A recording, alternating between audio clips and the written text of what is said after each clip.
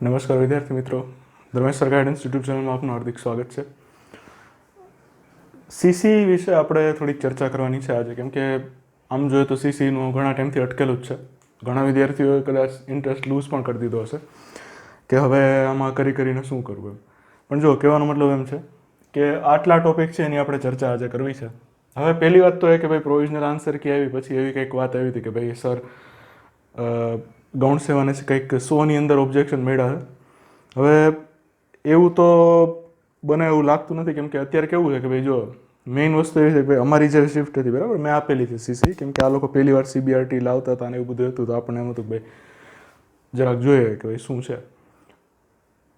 તો મારી જે શિફ્ટ હતી એની અંદર જ 2 થી 3 સવાલ તો ખોટા મને લાગ્યા. જેમ કે ટ્રાન્સલેશન પૂછેલું હતું તો ગુજરાતીનું ઇંગ્લિશ અથવા ઇંગ્લિશના ગુજરાતી કરવામાં થોડુંક શબ્દ જ ખોટા હતા, એટલે સવાલ રદ થાય એવી પૂરેપૂરી શક્યતા હતી. બટ ફોર સમ રીઝન્સ મેં કંઈ ત્યાં સજેશન્સ મોકલી નહોતો શક્યો ત્યારે. બટ મેઇન વસ્તુ એ છે કે ભાઈ પ્રિલિમને PA કે આવી ગઈ, ફાઇનલ આન્સર કી આવી ગઈ, હજી રિઝલ્ટ આવ્યું નથી, પણ હજી એક ફાઇનલ આન્સર કી રિવાઇઝ થઈને આવે એવી પૂરેપૂરી શક્યતા છે. 15 દિવસ કરતા હતા પણ હજી કાંઈ એવું છે નહીં. એટલે મેઇન વસ્તુ એ છે કે ભાઈ અત્યારે તમારે શું કરવું. જેમણે સીસી આપેલી છે, એક તો પહેલી વાત તો મેં આની પહેલાં બહુ પહેલાં કીધું છે અને મેં ઓફલાઈનમાં કીધું છે, જ્યાં તમે મને ક્યાંય મેળાવો હતો, અને મેં તમને ઓનલાઈનમાં કીધું છે કે ભાઈ સીસીની જે એક્ઝામ છે એ પહેલી વાર લેવાય છે બરાબર. નવા ફોર્મેટ પ્રમાણે નવી જે સ્કીમ છે એ પ્રમાણે આ પહેલી વાર એક્ઝામ આ લોકોએ લીધી.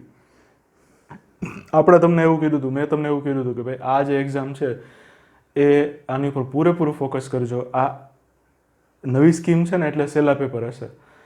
અને હકીકતમાં તમે જોશો, તમે ઠંડા મગજે એકવાર તમારી જે ફાઇનલ આન્સર કી છે, પ્રોવિઝનલ આન્સર કી છે, તમારી પાસે જે PDF હોય એ પહેલાં તમે શાંતિથી કાલે સવારે નાહી ધોઈ બેસી ફર્સ્ટ ક્લાસ અને તમે જુઓ કે હકીકતમાં પેપર અઘરા હતા.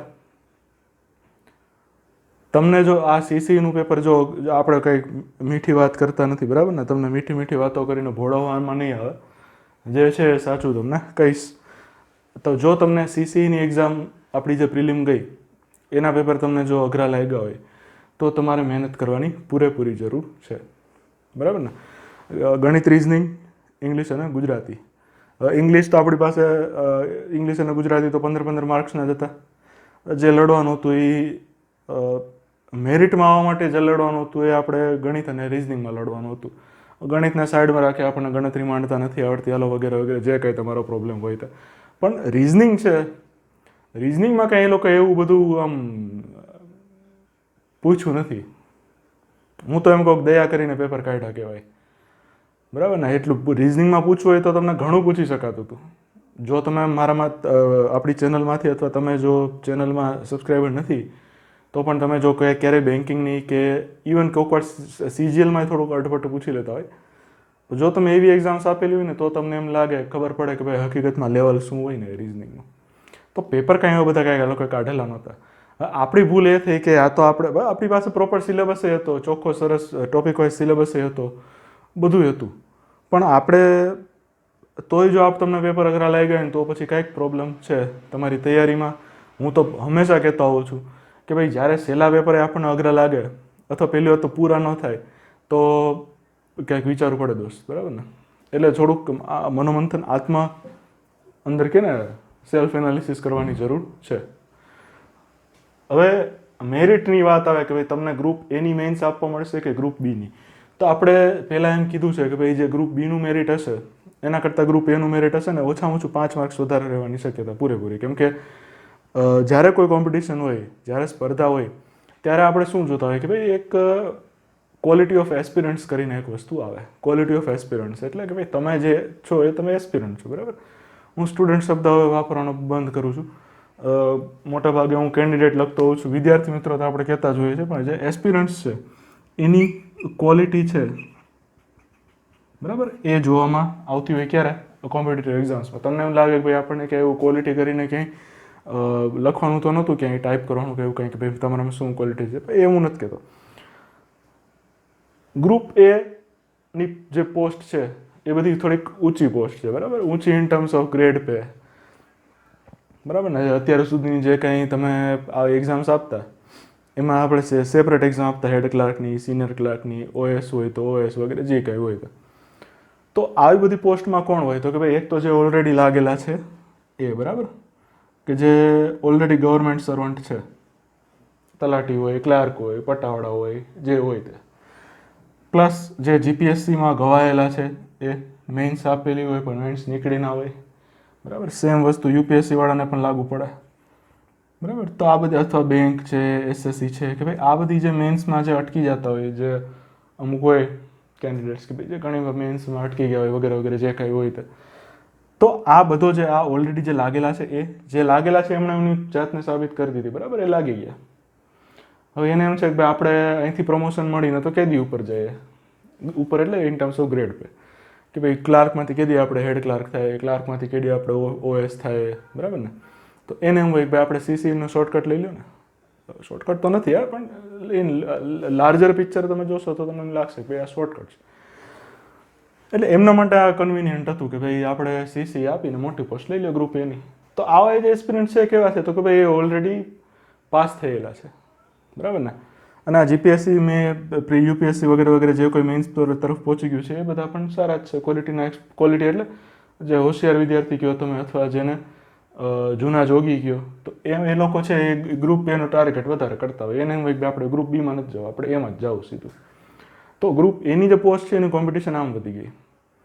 એટલે કેવું છે કે ભાઈ જે ગોલા કોમન તો હશે. હવે આ કોઈ સિસ્ટમ જ એવી રાખી છે કે ભાઈ ગ્રુપ A અને B2માં કોમન કેન્ડિડેટ્સ તમને જોવા મળશે, બરાબર ને. પણ કહેવાનો મતલબ એમ છે કે તમને જો ગ્રુપ A આપવા મળશે કે ગ્રુપ B, તો મેં આગળ તમને ક્યાંય બહુ કીધું છે કે ભાઈ જે આપણી જે આ સિસ્ટમ હતી આખી, બરાબર, આની અંદર આપણે એવું હતું કે ભાઈ તમે 40 માર્ક્સ છે એ તમારા ક્વોલિફાય છે 100માંથી. હવે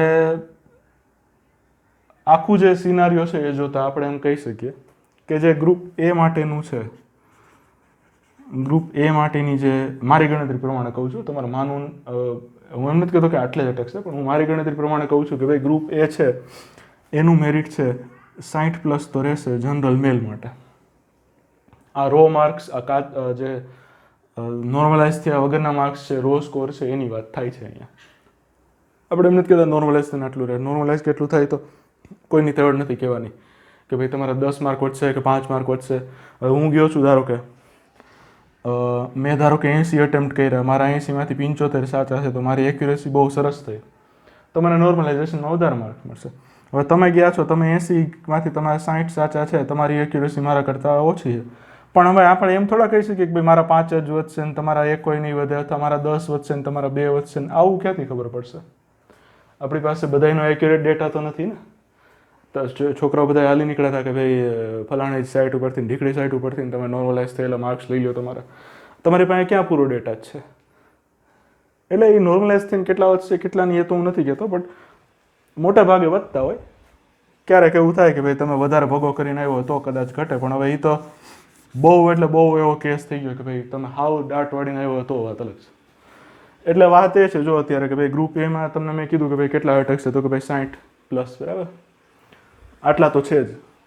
હું તો એમ જ ઈચ્છું કે ભાઈ 50 વાળાને ગ્રુપ એની આપવા મળે, પણ જે મેં હકીકત છે એ મેં તમને પહેલાં કીધી કે ભાઈ જે ક્વોલિટી છે એ ગ્રુપ એના એસ્પિરન્ટની થોડીક વધારે હોય, બરાબર ને. બાકી જેને એમ હોય ને કે ભાઈ આપણે સરકારી નોકરી મળે એ મહત્વનું છે, ભલે ને જ્યાં મળે ને, બરાબર, તો એમાં પછી આપણે ગ્રુપ એમાં કદાચ ન આવી શકીએ, કેમ કે આપણે એ લાઇટલી લીધું કહેવાય. ગ્રુપ એ વાળાને ખબર હતી કે ભાઈ મારે ગ્રુપ બીમાં જવું જ નથી. ઘણા મિત્રો છે એવા અમારા કે ભાઈ બીમાં જવું જ નથી, આપણે એમાં જ જવું. તો પછી એને એ લેવલના માર્ક્સ એવા જ હોય, પછી 70 કે 80 કે ઇવન 65, બરાબર. તો આ જે 60+ વાળા છે એ કેના છે? તો કે ભાઈ અમે ગ્રુપ એના કીધા. તો ગ્રુપ બીના જે છે, બરાબર, ગ્રુપ બી છે, તો આનું તો આપણે એમ કહી શકીએ કે 50 આસપાસ, ઓલમોસ્ટ 50 આડે મેરિટ રહે આનું ગ્રુપ બીનું. હવે સાવ હું 40-45 નહીં કહું હવે કે ભાઈ તમે 40 લઈ આવો તો તમે પાસ જ છો અને આમ છે ને તેમ છે ને, એવા દાવા હું ખોટા માંડતો નથી. કેમ કે તમારામાંથી ઘણા એવા છે મિત્રો, આપણે કેટલા વિડીયો બનાવ્યા, તો હજારો વિદ્યાર્થીઓ વિડીયો જોયા, લેક્ચર જોયા આપણા, અને તોય તમારામાંથી ઘણા વિદ્યાર્થી એવા છે કે ભાઈ સાહેબ આપણે ટીક તો 80 કરીને આવ્યા, હવે આમાંથી ખોટા આપણા 35 પડ્યા, 35 ખોટા પડ્યા તો સાચા કેટલા પડ્યા? તો કે ભાઈ 45. હવે આટલા ખોટા તમારા, આટલા સાચા, આ એક્યુરેસીનો હિસાબ તમે માંડી લ્યો, આમાં તમને એના ઓલા તો નહીં મળે ને. તમે આમ હટીને ફાંકા મારીને આવ્યા, આનો મતલબ શું થયો બીજો? હજી નેગેટિવ વાત કરીશ આમાંથી તો 40ની નીચે વયું જાય. એટલે થોડુંક પછી કેવું હોય કે ભાઈ આપણે પોતાને વેમમાં રાખવા નહીં, બરાબર ને. આપણે પહેલેથી મેં લગભગ આ તો મારે બહુ ઘણા ટાઈમ પહેલાં મારે વિડીયો બનાવવાનો હતો, બટ અત્યારે મારે થોડુંક એક્ઝામ ને ઇન્ટરવ્યૂઝ ને એ બધું થોડુંક હતું. બટ મેઇન વસ્તુ એ છે કે તમે જો આવી રીતના પેપર ભરીને આવ્યો તો પછી આમાં નોર્મલાઇઝેશનમાં બહુ કાંઈ ફાયદો થવાનો સ્કોપ મને નથી દેખાતો મારી ગણતરીએ. બની શકે કે હું ખોટો હું તો એમ જ કહું કે મારું એક ગણતરી ખોટી પડે ને તમને 40 વાળાની તમને જો ગ્રુપ બીની મેઇન્સ આપવા મળતી હોય તો સારું કહેવાય, બધાને તક મળે જ છે ને, બરાબર ને. પણ આખો જે પેપરને બધું જોતા વિદ્યાર્થીઓના અમુક મેસેજીસ જોતા એવું બધું લાગે છે કે ભાઈ ઘણા વિદ્યાર્થીઓ જો આવી ભૂલ કરીને આવ્યો ને તો પછી થોડીક પ્રોબ્લેમવાળું ખાતું છે આમાં, બરાબર. તો પ્રોબ્લેમવાળું છે તો એનો ઇલાજ શું છે? તો ભાઈ હવે તો તમે એક્ઝામ તો આપી દીધી, પાછી તો આપી નથી શકવાના, પણ હવે તો શું કરવાનું કે ભાઈ હવે તો પોલીસ કે પીએસઆઈ આવે તો એને ટાર્ગેટ કરો. બીજું તો કાંઈ વચ્ચે મોટી એક્ઝામ હમણાં તો છે નહીં, આપણું કેલેન્ડરે જેવું સેટ કરીને દીધું છે. હજી તમે આપો ખોબલે મત, પછી રોવો કે ભાઈ કેલેન્ડર આવા સેટ કરે તો શું કરે બીજું? એને ખબર જ છે કે ભાઈ અહીંયા કાંઈ બધું એમનું મળે જ છે તો પછી શું કામ મહેનત કરે? સમજાય તો ઠીક છે, બાકી તમે તારે શું કહેવું મારે આમાં? અભિનંદન, બીજું શું. એટલે થોડુંક હવે કેલેન્ડર એ કાઠું છે. એટલે પ્રોબ્લેમ આ છે કે ભાઈ હમણાં નજીકના ભવિષ્યમાં એસટીએ આવી, એસટીએ હમી ભરતી શું કહેવાય એના પેપર એવા આવી છે ને, સીસી કરતાં તો એસટીએ અઘરું પડશે તમને પ્રિલિમમાં, જો પ્રિલિમ જ પાસ કરવાનો ગોલ હોય તો, બરાબર. બાકી હાઈકોર્ટવાળાને ખબર છે એની યાર શું થયું ટાઈપિંગમાં બધામાં. તો કહેવાનો મતલબ મારો આ છે કે ભાઈ હવે જો તમે નોકરી લેવી જ હોય તો યા તો એસટીઆઈ ટાર્ગેટ કરવી હોય તો પછી એ લેવલની મહેનત કરો, જીપીએસસી લેવલની. કાં તો આપણને એમ હોય કે આપણેથી સાહેબ એસટીઆઈ થાય એમ નથી, આમ છે ને તેમ છે ને, તો તમારા પોલીસમાં પેપર તો અઘરા જ આવવાના. ન્યાય હસમુખ સાહેબ જ બેઠા, તલાટી ક્લાર્ક જેણે લીધી હતી એને, બરાબર ને. નવા હો તો જરાક જોઈ લેજો પેપર કેવા હતા, અથવા અમારા જેવા કોઈ જૂના હોય એને પૂછી લેવું. હું તો નહીં કહું, મને નહીં, બીજાને પૂછજો. એટલે કહેવાનો મતલબ એમ છે કે જો એમ લાગે કે ભાઈ આપણું સાહેબ જોખમ છે, આપણને આપણી ખબર હોય આપણા prelim answer, provisional answer key જોઈ, ફાઇનલ આન્સર કી જોઈ. હવે જો એમ લાગતું હોય કે ભાઈ સાહેબ આપણે તો 50 નથી પહોંચી એમ, તો થોડુંક રિસ્કી ખાતું છે. અને એટલા માટે જ મેં અહીંયા લખ્યું છે કે ભાઈ બોર્ડર અને નોર્મલાઇઝેશન. તો હવે તમારામાંથી ઘણા વિદ્યાર્થી એવા છે કે ભાઈ સાહેબ આપણે 60 નથી થતા અને આપણા 50 નથી થતા, તો આપણે આમાં ક્યાં આવશું? તો આ મારો મત છે. આ પ્રમાણે હું એમ કહું છું કે તમે જો સાવ 40 માર્કે તો આમાં ભાઈ બહુ અઘરું છે, બરાબર ને. 40નું તો ઓલાવે લખીને દીધું. હવે તમે 40 લઈને આવો તો પછી એનો મતલબ એમ જ થયો ને કે ભાઈ તમારે નોર્મલાઇઝેશનના ભરોસે બેસવાનું છે. સમજો વાતને, તટસ્થ રહીને સમજો તો મજા આવશે અને સમજાશે પણ ખરા કે હું શું કહું છું. તમારે જો સાવ 40 કે 41 કે 42 કે એવો સ્કોર થતો હોય, ક્વોલિફાઈંગ સ્ટાન્ડર્ડથી 1, 2, 5 માર્ક્સ વધારે સ્કોર થતો હોય, એનો મતલબ કે તમે નોર્મલાઇઝેશનના ભરોસે છો અત્યારે. જો નોર્મલાઇઝ થઈને તમારા 5 કે 10 માર્ક વધી ગયા, બૂસ્ટ થઈ ગયા, તો કદાચ તમારો જે 50 આસપાસ 50ની ઉપર સ્કોર જાય અને તો તમને કદાચ ગ્રુપ બીની મેઇન્સ આપવાનો ચાન્સ મળે. ગ્રુપ એમાં તો અઘરું છે, બરાબર ને. અઘરું શું કામ છે એ મેં તમને કીધું કે મને એવું લાગે છે કે 60 અટકશે. 60 તો છે જ, એનાથી નીચે વધે તો તમારા નસીબ, બરાબર ને. 60થી નીચું રહે તો મને એ જ જોઈએ છે કે 60થી નીચે રહે. એવું થોડું કે મારે માર્ક્સ થતા હોય એટલે હું તમને એમ કહું કે તમે તેલ લેવા જાઓ, મારે માર્ક્સ થાય છે ને, એમ ના હોય આમાં. પણ મેઇન વસ્તુ શું છે કે જો તમે 40ની આસપાસ છો તો તમે થોડાક બોર્ડર ઉપર છો. મેં લખ્યું છે બોર્ડર નોર્મલાઇઝેશન, તો બોર્ડર ઉપર કોણ છે? તો એવા વિદ્યાર્થી બોર્ડર ઉપર છે જેને 40થી માંડ 1, 2 કે 5 માર્ક્સ વધારે થાય છે. આ કેસમાં તમને થોડુંક જોખમ રહે, બરાબર. નોર્મલાઇઝેશન થશે, વધશે 2-5 માર્ક્સ, ખાલી તમારા જ તો નથી વધવાના ને, બધાને વધવાના છે ને. એટલે મેઇન વસ્તુ એ છે, બરાબર, કે ભાઈ બોર્ડર ઉપર આવા વિદ્યાર્થી છે કે ભાઈ જે 40-45 આસપાસ જેનો સ્કોર થતો હોય તો તમે નોર્મલાઇઝેશનના ભરોસે છો. તમારા જો વધારે નોર્મલાઇઝ થઈને વધી જાય માર્ક્સ તો તમારા નસીબ, નકર પછી આગળ પીએસઆઈ કોન્સ્ટેબલ તો છે જ, બરાબર ને. તો એક આ છે, બરાબર. આપણે આ મેરિટવાળું જોયું કે ભાઈ ગ્રુપ એ કોને આપવા મળશે, ગ્રુપ બી કોને આપવા મળશે. તમને ગ્રુપ એ આપવા મળશે કે નહીં એ તમે જોઈ લીધું, બરાબર, સ્કોરિંગ ઓલા ઉપરથી. મેઇન્સની ડેટ છે, બરાબર, મેઇન્સની તારીખ છે, એનું અહીંયા શું કહેવાનું છે? તો ભાઈ હવે એમ કહેવાતું હતું કે ભાઈ સપ્ટેમ્બરમાં ગ્રુપ બીની મેઇન્સ હશે અને નવેમ્બરમાં છે કંઈક, નવેમ્બર કે ઓક્ટોબરમાં દિવાળી ઉપર કંઈક ગ્રુપ એની મેઇન્સ હશે. અને હવે હજી તો રિઝલ્ટ નથી આવ્યું. ઓગસ્ટ મહિનો છે પૂરો થવા આવ્યો, 26 તારીખ તો થઈ ગઈ આજે, બરાબર ને. તો હવે આ એક થોડુંક અઘરું કામકાજ છે કે ભાઈ ગ્રુપ મેઇન્સની ડેટ છે કદાચ પાછળ જાય, આમાં તો જાય જ ને, હવે શું થાય બીજું. રિઝલ્ટની ડેટ એ પાછળ ગઈ, ઓલા કોણ પત્રકાર છે મહાનુભાવ, એના મત પ્રમાણે જે રિઝલ્ટ હતું એ જ જુનાગઢનું એ પાછળ ગયું લાગે છે. અને ભલે એમાં એ શું કરે, આ તો વાત છે ખાલી કે ભાઈ જુનાગઢનું રિઝલ્ટ એ પાછળ ગયું છે, એમ જુનાગઢ મ્યુનિસિપલ કોર્પોરેશનનું, અને જે સીસી છે એનું પાછળ ગયું છે. તો મેઇન વસ્તુ કહેવાની આ છે કે ભાઈ મેઇન્સની ડેટ છે એના અત્યારે ભલે કાંઈ ઠેકાણા ના હોય, પણ સિલેબસ છે એ બહુ મોટો છે, બરાબર ને. તમે ગ્રુપ બીની જો પ્રિલિમ આપવાના હો તોય બહુ મોટો સિલેબસ છે, સોરી ગ્રુપ બીની મેઇન્સ આપવાના હો તો પણ. અને ગ્રુપ એનો સિલેબસ તો તમને ખબર જ છે કે ભાઈ મિની જીપીએસસી જ છે. તો આ એક ગણતરી ખાસ ધ્યાનમાં રાખવી કે ભાઈ ભલે મેન્સની ડેટ આવી ના હોય, પણ આપણા જો માર્ક્સ થતા હોય, ખાસ કરીને જેને 60 આસપાસ થાય છે ને એવા, રાહ જોતા નહીં, સીસી ગ્રુપ એનું કરવા માંડજો, બરાબર. આપણી ચેનલ છે હવે, એક તો આ ટેલિગ્રામ એ હવે બેન થાય એવી પરિસ્થિતિ છે યાર, તો વોટ્સએપના ગ્રુપમાં જોઈન થઈ જાજો, લિંક છે નીચે કોમેન્ટમાં, ડિસ્ક્રિપ્શનમાં બેયમાં.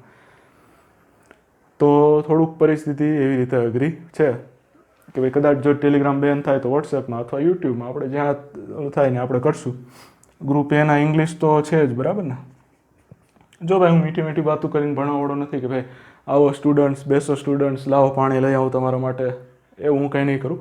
પણ મેઇન વસ્તુ એ છે કે ભાઈ જે કોન્ટેન્ટ, જે proper point to the point જે કોન્ટેન્ટ છે એ હું તમને આપીશ. અને મારી પાસે જો ઇવેલ્યુએશન કરાવવું હોય તો હું એક વસ્તુની ભૂલ કાઢવાવાળો છું, બરાબર ને. તમે મને જો કદાચ હવે એક તો આપણે પડદાની પાછળ કામ કરતા હોય મોટી એકેડમીમાં, તો તમને ખબર ના પડે કે આપણે ક્યાં કામ કર્યું હોય. પણ જે મને એટલી ખબર પડે કે ભાઈ મારી જે ચેકિંગ કરવાની સ્ટાઇલ છે, મારી જે ચેકિંગ કરવાની જે મેથડ છે, એ જે મોટા દાવા કરવાવાળા માણસો છે, બરાબર ને, ઘણા ઓનેસ્ટલી નથી ચેક કરી દેતા, એ સારું છે.